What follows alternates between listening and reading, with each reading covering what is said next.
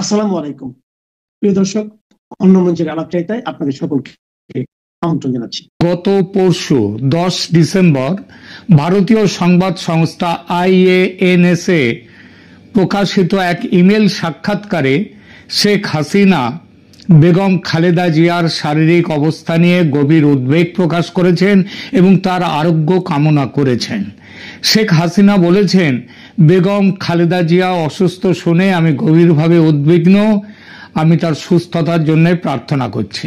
এই মন্তব্যটি রাজনীতিতে বেশ কৌতূহল সৃষ্টি করেছে, কারণ বিগত কয়েক দশক ধরে তাদের সম্পর্ক ছিল চরম তিক্ততায় ভরা। এটি কোনো হৃদয় পরিবর্তন নাকি কোনো রাজনৈতিক চাল, সেটা বোঝার জন্য আমাদের এখনকার আলোচনা এবং কোন প্রেক্ষিতে কেন এই কথা বললেন শেখ হাসিনা, সেটা আমরা এখানে বোঝার চেষ্টা করব। আর তা বোঝার জন্য প্রথমেই তাদের পুরনো শত্রুতার কিছু নির্দিষ্ট উদাহরণ এবং বর্তমান পরিস্থিতির প্রেক্ষাপট দেখা জরুরি। দুই বেগমের পুরনো শত্রুতা বেশ দীর্ঘ তার ইতিহাস। তাদের ব্যক্তিগত রাজনৈতিক লড়াই এতটাই তীব্র ছিল যে একে অনেক সময় ব্যক্তিগত আক্রোশ হিসেবেও দেখা হতো। যেমন কয়েকটা উদাহরণ দিচ্ছি। প্রথমত 21শে আগস্ট গ্রেনেড হামলা এবং তার দোষারোপ। 2004 সালের 21শে আগস্ট শেখ হাসিনার জনসভায় গ্রেনেড হামলার পর তিনি সরাসরি তৎকালীন যে সরকার এবং তৎকালীন বিএনপি এবং খালেদা জিয়াকে দায়ী করেছিলেন। শেখ হাসিনা একাধিকবার বলেছেন ওই হামলার উদ্দেশ্য ছিল তাকে হত্যা করা এবং এর পেছনে খালেদা জিয়ার সরকারের মদত ছিল। আবার সংসদে দাঁড়িয়ে বেগম জিয়াও বলেছিলেন শেখ হাসিনা তার হ্যান্ডব্যাগের মধ্যে বোমা নিয়ে গিয়েছিলেন, এটা তার সাজানো নাটক। এটি ছিল তাদের সম্পর্কের কফিনে শেষ পেরেক। দ্বিতীয় একটি ঘটনার কথা বলি। 15ই আগস্ট খালেদা জিয়ার জন্মদিন পালন।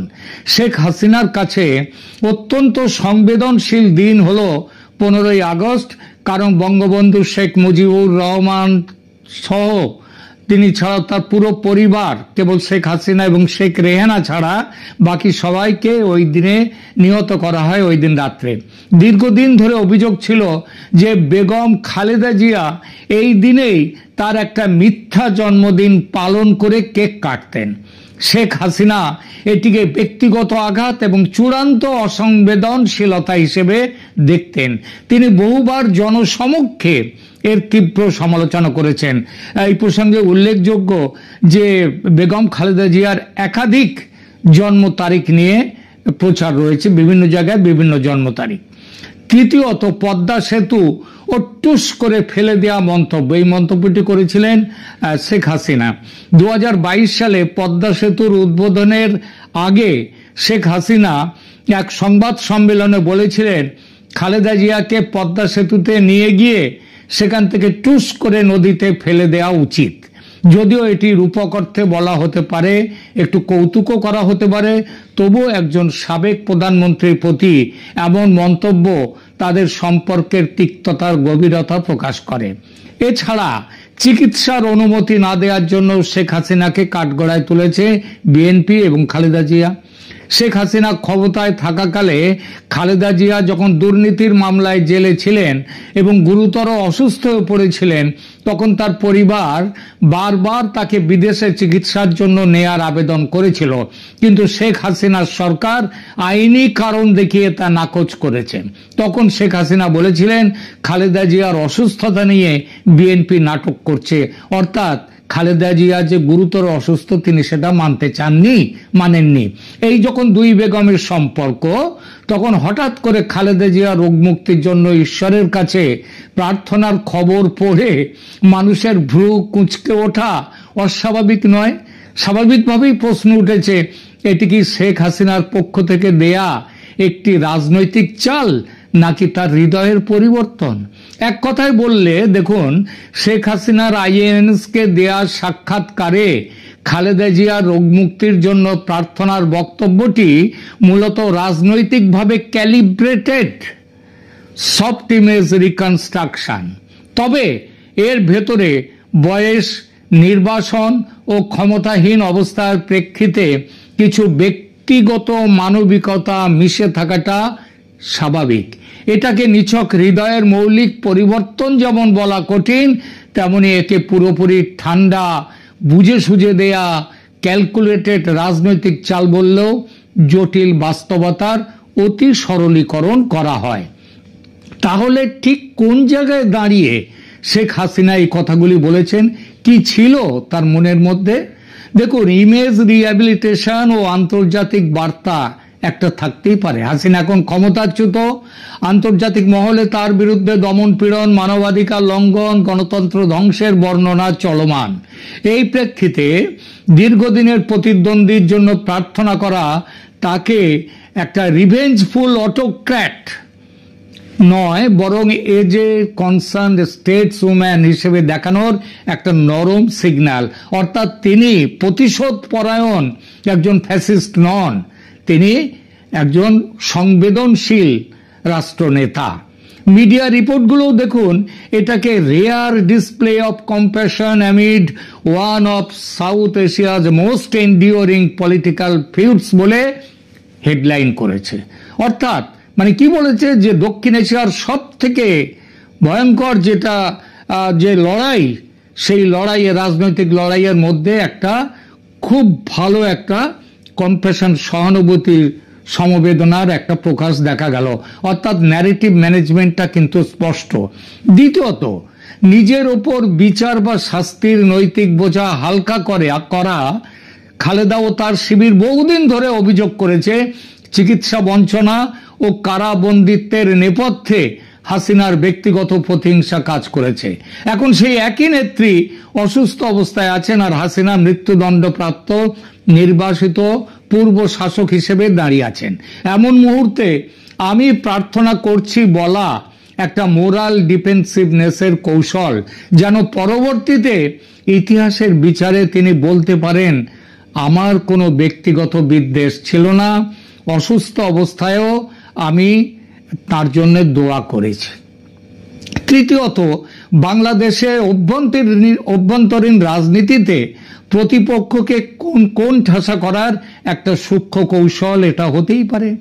আজীবন যে নেত্রীকে নির্দয় স্বৈরাচারী বলে রাজনৈতিক ক্যাম্প গড়ে তুলেছেন খালেদা জিয়া, তার মুখে এমন কথার ফলে কিছু সমর্থকের চোখে যে আওয়ামী লীগ শুধু প্রতিশোধের রাজনীতি করে তা নয়, আরো উল্টো প্রমাণিত হয় যে আমাদের নেত্রী অসুস্থ, বিপরীত পক্ষ মানবিক হতে পারে, এই অনুভূতি একটা সমাজে ছড়িয়ে পড়তে পারে। আর বিএনপি যদি এই বক্তব্যকে সরাসরি প্রত্যাখ্যান করে, তীব্রভাবে আক্রমণ করে, তবে বলা যাবেই যে আমরা মানবিক, কিন্তু আমাদের নেত্রী শেখ হাসিনা মানবিক, কিন্তু খালেদা জিয়ার দল বিএনপি তারা অমানবিক, এই ন্যারেটিভে যোগ করা যেতে পারে। চতুর্থত, দেখুন ভারতীয় গণমাধ্যম ও ভারতীয় শ্রোতাদের কাছে বার্তা পাঠানো। সাক্ষাৎকারটি IANS কে দেয়া। ভারতীয় নীতি, জনমত, একাডেমিক পরিসরে হাসিনাকে হার্ড, খুব শক্ত বাট নেসেসারি পার্টনার, প্রয়োজনীয় সঙ্গী বলা হয়। সেখানে তাকে, তার নামে যে একটা তার কড়াকড়ি বা তার যে একটা ফ্যাসিস্ট অথরিটারিয়ান যে একটা ভাবমূর্তি হয়েছে, সেই ভাবমূর্তিকে একটু নরম করে দেওয়ার জন্য এটা একটা সুসংগঠিত কূটনৈতিক সিগন্যাল। সব মিলিয়ে এটিকে কোনো রাজনৈতিক ক্যালকুলেশন নেই যেমন বলা যায় না, তেমনি এটাকে শুধু একটা কৌশলগত বক্তব্য, তার ভেতরে প্রাণের স্পন্দন নেই এটাও বলা যায় না। কয়েকটা দিক এখানে গুরুত্বপূর্ণ। বয়স ও অভিজ্ঞতার ক্লান্তি দুই নেত্রীরই হয়েছে। বয়স 70 পেরিয়ে 80 কাছাকাছি। দশকের পর দশক দুজনের শত্রুতা, ক্ষমতার পালাবদল, লাশ, মামলা, হামলার পর বয়সের এই পর্বে এসে শত্রুতা অনেকটা ব্যক্তি পরিসর ছাড়িয়ে একটি নৈর্ব্যক্তিক রাজনৈতিক সত্যে পৌঁছে যায়। কিন্তু ব্যক্তিগত স্তরে মানুষের ভেতরে কিছুটা কোমলতা এই সময় আসাটা খুবই স্বাভাবিক। ব্যক্তিগত শোকের দীর্ঘ ইতিহাস দুজনের। হাসিনা নিজে 1975-এর হত্যাকাণ্ডে পুরো পরিবার হারিয়েছেন, খালেদাও তার স্বামী রাষ্ট্রপতি জিয়াউর রহমানকে হত্যাকাণ্ডে হারিয়েছেন। দুজনেই লস ড্রাইভেন পলিটিক্যাল পার্সোনা, তাদের দুজনেরই ব্যক্তিগত ক্ষতি বিশাল, যাদের রাজনৈতিক আত্মপরিচয় অনেকাংশে ব্যক্তিগত শোকের ওপরে এরা কিন্তু দাঁড়িয়ে আছেন। দীর্ঘ শত্রুতা সত্ত্বেও প্রতিপক্ষ মৃত্যু পথযাত্রী হলে এমন দুজন মানুষের মধ্যে কিছু আন্তরিক সহমর্মিতা জেগে ওঠা অস্বাভাবিক নয়। বক্তব্যের ভাষা ও টোন লক্ষ্য করুন, তারপর প্রেক্ষিত দেখুন কি বলেছেন শেখ হাসিনা। কোন প্রেক্ষিতে? IANS এর ইমেল সাক্ষাৎকারে শেখ হাসিনাকে খালেদা জিয়ার আশঙ্কাজনক শারীরিক অবস্থা ও হাসপাতালের নিরাপত্তা জোরদারের প্রসঙ্গে জিজ্ঞেস করা হলে তিনি বলেন সংক্ষেপে, I am gravely concerned to hear that Begum Khaleda Jia is ill and will pray she can make a recovery. তিনি সুস্থ হয়ে উঠুন। আমার খুব খারাপ লেগেছে, আমার খুব খারাপ লাগছে খালেদা জিয়া অসুস্থ হয়ে রয়েছেন, আমি কামনা করব তিনি সুস্থ হয়ে উঠুন। একাধিক প্রতিবেদনে উল্লেখ আছে তিনি কোনোভাবেই অতীতের দ্বন্দ্ব বা শত্রুতা টানেননি, বরং সেখানে একটি সিম্পল প্রেয়ার দিয়েছেন, avoiding any reference to their bitter past, পুরনো অতীত টেনে আনেননি। দুজনের প্রেক্ষাপট বিশ্লেষণ করলে একদা প্রবল ক্ষমতার অধিকারী দুই নেত্রীর মধ্যে এক অদ্ভুত সাদৃশ্য লক্ষ্য করা যায়। শেখ হাসিনা বর্তমানে অপসারিত, নির্বাসিত, ভারতে আছেন, শারীরিকভাবে অসুস্থ না হলেও তিনি বর্তমানে হতবান। খালেদা জিয়া দীর্ঘদিনের অসুস্থ, বর্তমানে সিসিইউতে একাধিক জটিল অসুস্থতায় ভুগছেন, হৃদরোগ, diabetes, arthritis, liver cirrhosis, kidney সমস্যা ইত্যাদি। তাকে বিদেশে নিয়ে অনিশ্চয়তা তৈরি হয়েছে, মনে হচ্ছে সবাই যেন এড়াতে চাইছে। কি কারণটা? কেউ বলছে তিনি মারা গেছেন, কেউ বলছে, এমনকি বিএনপির লোকেরাও বলছে তিনি মারা গেছেন। কিন্তু এয়ার অ্যাম্বুলেন্সের টেকনিক্যাল সমস্যা এতদিনেও শেষ হচ্ছে না, এটা একটা অদ্ভুত কাণ্ড। অর্থাৎ দুই নেত্রী এখন ক্ষমতার চূড়ায় নন, দুজনেই তাদের জীবনের লেট চ্যাপ্টারে, একজন গুরুতর অসুস্থ, অন্যজন নির্বাসিত, হতমান। দুই বেগমের লড়াই 80-র দশকে এরশাদ বিরোধী গণতান্ত্রিক আন্দোলনে হাসিনা ও খালেদা একসঙ্গে সামরিক শাসন বিরোধী ফ্রন্টে ছিলেন। যৌথ আন্দোলনের মাধ্যমে 1990-এ এরশাদকে সরানো হয়, কিন্তু 1991-এর নির্বাচনের পর থেকেই শুরু হয় প্রতিদ্বন্দ্বিতা থেকে শত্রুতা। এটাই পরে ব্যাটল অব দ্য বেগমস নামে পরিচিত হয়। 1991-এর নির্বাচনে খালেদা জিয়ার অপ্রত্যাশিত জয় হয়, ইসলামী দলগুলোর সমর্থন পেয়ে তিনি প্রধানমন্ত্রী হন। এটা হাসিনার জন্য প্রথম বড় ধাক্কা। 1996-তে হাসিনা ক্ষমতায় আইলেন, তারপর আবার 2001-এ আবার খালেদা এলেন ক্ষমতায়। তার সময়ে জঙ্গিবাদ ও দুর্নীতির অভিযোগ তীব্র হয় খালেদা জিয়ার শাসনে। দুই পক্ষই পালাক্রমে একে অন্যকে অগণতান্ত্রিক, আর এ বলছে ওকে ভারত প্রেমী, ও বলছে একে পাকিস্তান প্রেমী, দুর্নীতিবাজ ইত্যাদি আখ্যা দিয়ে জনমত মেরুকরণে ব্যবহার করা হয়। এরই মধ্যে 2004-এর গ্রেনেড হামলা, ব্যক্তিগত নিরাপত্তা ও ঘৃণার গভীরতা পৌঁছে গেল চূড়ান্ত পর্যায়ে। 2004 সালে ঢাকায় আওয়ামী লীগের সমাবেশে শেখ হাসিনাকে লক্ষ্য করে গ্রেনেড হামলা হয়, তিনি বেঁচে যান, তবে 20 জনের বেশি নিহত এবং শত শত আহত হয়। খালেদা জিয়ার সরকার ও তাদের ইসলামী মিত্রদের ভূমিকা নিয়ে বহু প্রশ্ন ওঠে।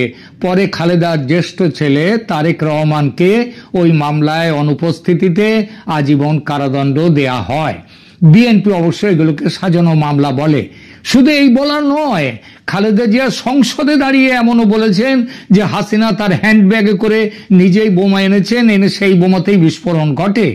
এই ঘটনাটি ব্যক্তিগত স্তরে দুই নেত্রীর মধ্যে পয়েন্ট অফ নো রিটার্নে পৌঁছে যায়। এর মধ্যে এক বিশাল ফাটল তৈরি হয়, সেখান থেকে স্বাভাবিক সম্পর্ক পুনর্গঠন প্রায় অসম্ভব। আন্দোলন, হরতাল, সহিংসতা ও শত্রু রাষ্ট্র তকমা, দুই দলের সংঘাতের কারণে বারবার সারা দেশে হরতাল হয়েছে, অবরোধ হয়েছে, সহিংসতায় মানুষের প্রাণহানি হয়েছে, অর্থনীতি ক্ষতিগ্রস্ত হয়েছে। ফাটল আরো চওড়া হতে সংসদ বর্জন করেছে বিএনপি, সমষ্টিগত পদত্যাগ করেছে, কেয়ারটেকার গভর্নমেন্ট ইস্যুতে দুজনকে একে অন্যের বিরুদ্ধে আন্দোলন করেছে, বিদেশ নীতি নিয়েও পরস্পর বিরোধী অবস্থান নিয়েছে দুজন। এর মধ্যে জামায়াতের সঙ্গে জোট, যা কোন জামায়াত? যারা মুক্তিযুদ্ধের বিরোধী শক্তি, ভারতের সঙ্গে টানাপোড়েন, সব মিলিয়ে হাসিনার সময় ভারতের সঙ্গে ঘনিষ্ঠতা, আর বিএনপি তার জন্য হাসিনাকে বলেছে প্রক্সি সরকার। একই সঙ্গে সমান্তরালভাবে চলেছে মামলা, কারাবাস, চরিত্র হনন। সম্পর্কের সর্বনিম্ন স্তর 2009-এর পর থেকে হাসিনার টানা ক্ষমতায় থাকার সময়। এভাবে চলতে চলতে এলো 2024। বৈষম্য বিরোধী ছাত্র আন্দোলন থেকে এক দফা হাসিনা হটাও আন্দোলন, যার মূলে ছিল বিদেশি ষড়যন্ত্র। গত 1.5 বছরে দেখা গেছে এই ষড়যন্ত্র শুধু হাসিনার পতনের দাবিতে নয়, এর পেছনে যুক্ত ছিল মুক্তিযুদ্ধ বিরোধী চক্রান্ত। এই চক্রান্ত বাস্তবায়নের মূল দায়িত্বে ছিল রাজাকারের জামা পরা জামায়াত, কিন্তু সঙ্গে ছিল বিএনপি। ভাবা গিয়েছিল মুক্তিযুদ্ধ মুছে দেওয়ার চেষ্টার বিরুদ্ধে অন্তত একটু হলেও রুখে দাঁড়াবে বিএনপি, কিন্তু তারা তো রুখে দাঁড়ালোই না, বরং ধানমন্ডি 32 নম্বর ভাঙা অভিযানের নেতৃত্বে পর্যন্ত থাকলো তারা। এসব খবর ভারতে বসে শেখ হাসিনা যে পান না তা নয়, খালেদা জিয়ার সঙ্গে তার ফাটল আরো বেশি করে চওড়া হওয়ার কথা। এহেন পরিস্থিতিতে শেখ হাসিনার এই হঠাৎ নমনীয় সুরের কারণ তাহলে কি? আমার ধারণা পেছনের কারণ হচ্ছে, বড় কারণ রাজনৈতিক কৌশল, পলিটিক্যাল মুভ। বর্তমানে শেখ হাসিনা ক্ষমতার বাইরে এবং ভারতে। বাংলাদেশে তার দলের অবস্থাও ভালো নয় তেমন, তারা আপাতত নিষিদ্ধ। এই মুহূর্তে খালেদা জিয়ার প্রতি সহানুভূতি দেখানো তার ভাবমূর্তি পুনরুদ্ধারের একটি চেষ্টা হতে পারে। তিনি হয়তো বোঝাতে চাইছেন যে রাজনৈতিক মতভেদ থাকলেও তিনি অমানবিক নন। এটি আন্তর্জাতিক মহল এবং দেশের সাধারণ মানুষের সহানুভূতি পাওয়ার একটা কৌশল হতেই পারে। দ্বিতীয়ত, হৃদয় পরিবর্তন, চেঞ্জ অফ হার্ট। ক্ষমতা হারানোর পর মানুষের মনস্তত্ত্বে বড় পরিবর্তন আসে। শেখ হাসিনা এখন নিজে নির্বাসিত এবং কঠিন সময়ের মধ্য দিয়ে যাচ্ছেন তিনি। অন্যদিকে খালেদা জিয়াও জীবন মৃত্যুর সন্ধিক্ষণে। এই পরিস্থিতিতে পুরনো শত্রুতা ধরে রাখার চেয়ে মানবিকতা দেখিয়ে পাশে দাঁড়ানো অনেক বেশি গুরুত্বপূর্ণ। এবং 3 নম্বর, আরো একটি বড় কারণ, মুক্তিযুদ্ধ বিরোধী রাজাকার ও পাকিস্তানপন্থী শক্তির বিরুদ্ধে লড়াইয়ে এখনো বিএনপি সহযোদ্ধা হতে পারে আওয়ামী লীগের। নিশ্চিতভাবেই এমন একটি সম্ভাবনা একেবারে খারিজ করছেন না শেখ হাসিনা। তিনি জানেন খালেদা জিয়া গুরুতর অসুস্থ, দলের হাল ও নেতৃত্বের রাশ তার হাতে নেই। তাই দলের ভেতরে এখন নানা কণ্ঠ, এমনকি পরস্পর বিরোধী কণ্ঠ। সেই কণ্ঠের কেউ মুক্তিযুদ্ধের পক্ষে, আবার কেউ কেউ যাদের চেতনায় মুক্তিযুদ্ধের জন্য গর্ব আছে। এদের নিয়ে আগামীতে জোট বেঁধে বাংলাদেশকে বর্তমানের অন্ধকার থেকে টেনে তোলার লড়াইতে নামার জন্য শেখ হাসিনা এমন বক্তব্য দিতে পারেন। এবং চতুর্থত, যেভাবে শেখ হাসিনাকে ফ্যাসিস্ট ও অমানবিকভাবে দেশে বিদেশে চিত্রিত করা হয়েছে, খালেদা জিয়া রোগ মুক্তির জন্য এই প্রার্থনা সেই অমানবিক ছবির গায়ে মানবিকতার প্রলেপ দেবে। সবশেষে 2 কথা বলবো বাংলাদেশের সাধারণ মানুষের মনে এর প্রভাব কি রকম সেই বিষয়ে। বলা বাহুল্য, এনসিপি ও জামাত সহ ইসলামী দলগুলোর সমর্থকরা শেখ হাসিনার এই বক্তব্যকে নাটক বলছেন। বিএনপির কেউ কেউ বলছেন নাটক। বেগম জিয়ার বর্তমান শারীরিক অবস্থার দায় শেখ হাসিনার, এটাও বলছেন তারা। বিদেশে নিয়ে গিয়ে চিকিৎসা করতে দেননি হাসিনা, এখন নাটক করছেন তাই। কিন্তু বিএনপির একাধিক নেতাকর্মী শেখ হাসিনার এই বক্তব্যকে স্বাগত জানিয়েছেন, সে খবরও পেলাম। আর আওয়ামী লীগের নেতাকর্মীরা, কলকাতায় অবস্থানরত নেতাদের মধ্যে আদৌ কিন্তু বিভ্রান্তি নেই। তারা যে শুধু শেখ হাসিনার বক্তব্য সমর্থন করছেন তা নয়, তাদের বক্তব্য Sheikh Hasina can do no wrong, এবং তার প্রত্যেকটা কাজ তিনি মেপে করেন, ভেবে করেন, কারণ তিনি দূরদর্শী রাষ্ট্রনেতা। এখনকার মতো এখানেই থামছি।